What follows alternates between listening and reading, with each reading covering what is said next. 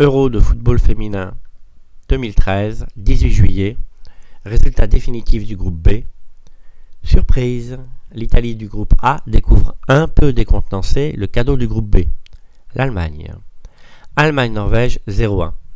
C'est avec le sourire que Sylvia Ned est allée serrer la main du coach norvégien Even Pellerud après cette victoire incroyable de la Norvège, 11e mondiale, que l'Allemagne connaît bien pour être la seconde nation à avoir joué le plus de matchs contre elle, derrière les USA, avec 36 matchs pour 17 victoires allemandes, 5 nuls et 14 défaites, et dont la dernière victoire sur l'Allemagne remonte à 2008.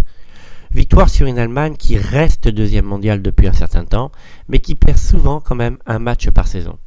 Et que la coach sait, fragile, à l'image d'Annick Krahn, excellente défenseur qui doit le sentir pour préférer le dégagement en touche au duel de relance, soit individuel, soit collectif.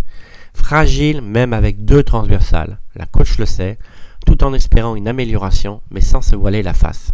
Elle est là, sur le banc, le sourire devant l'épreuve. Elle semble protéger du regard son équipe, une gestion maternelle de la situation actuelle.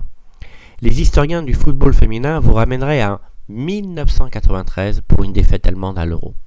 Cela fait loin, et cela rappelle aussi que la Norvège a été une terre d'élite du football féminin, finaliste en 89 et 91 à l'Euro, titrée en 93, finaliste en 2005, reprise par l'Allemagne avec 5 titres européens consécutifs, et puis reprise par, c'est le 28 juillet que nous le serons, et nous souhaitons que cela soit les Françaises, pour l'instant, en tête de cet Euro 2013. La roue tourne, en football comme ailleurs.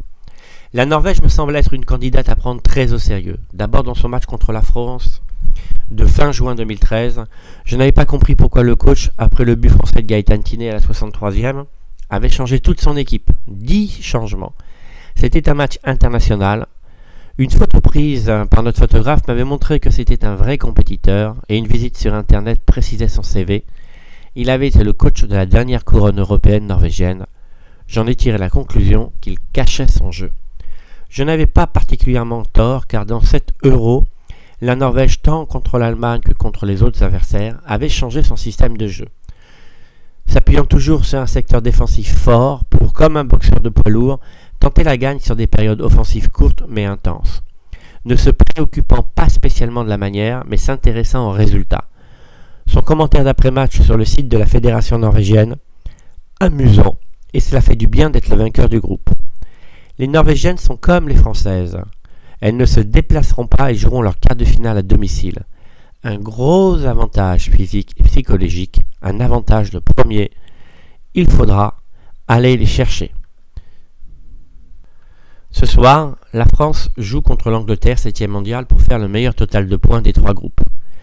Mais cela c'est accessoire, il y a 23 joueuses et toutes peuvent apporter le même niveau de jeu.